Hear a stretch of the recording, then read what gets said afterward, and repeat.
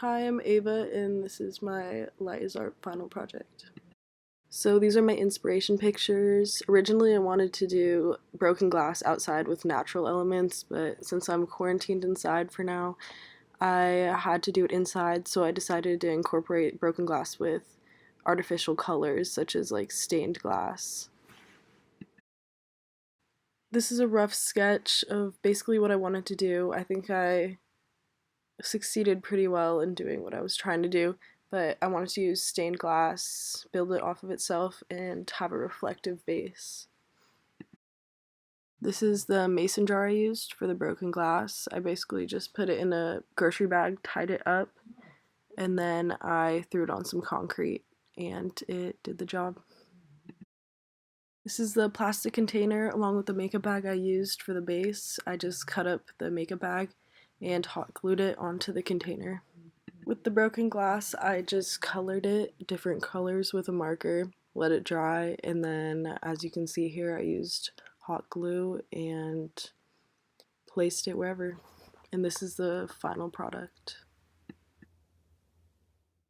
So my materials were a glass jar, a grocery bag, scissors, a makeup bag, hot glue gun / hot glue, colored markers, sparkly nail polish, which I used for a few pieces of glass, small plastic container, hair tie, flashlight, scotch tape, glass from the site I took my pictures at, and the lighting was house lamp just for a base picture, and then a flashlight with scotch tape over it to diffuse the lighting.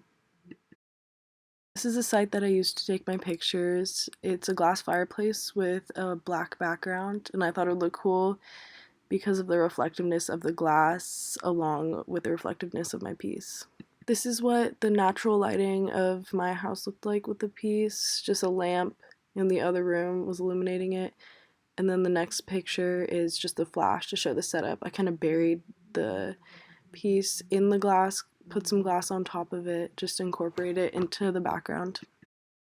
This is the first image I took. It is complete side lighting, and I thought it looked really interesting because of the colorful reflections that it left on the brick background. This is the second image I took. I pointed the flashlight directly at the base, and it kind of illuminated it within, and I thought it looked really interesting because it gave kind of a blue glow rather than different colors that you'll see in different images. My third picture is pretty similar to the last one, except this time I put the flashlight inside the plastic container, like underneath, so it's directly underneath the glass pieces. And as you can tell, the base looks more yellow than blue in the last one, except you can see the colors a lot more clearly in this picture of the actual glass. This picture was not one of my favorites, but I thought it showed reflection really well. This was a 45-degree up angle to the left, so you can see the shadow on the right, and it showed the reflection of the glass pieces below really well. In this picture, the light was inside the container again, so directly underneath the glass itself, and I thought it gave a really cool glowing effect. The background is completely blacked out, and you can see a little bit of the light reflecting off of the little glass pieces below the piece itself. These three photos were probably my favorite photos. None of them were edited. The light was directly below the glass, so you could see the color and vibrancy of the stained glass really well. And I thought the composition just looked really nice. It looks kind of chaotic and futuristic, but I thought it looked really nice.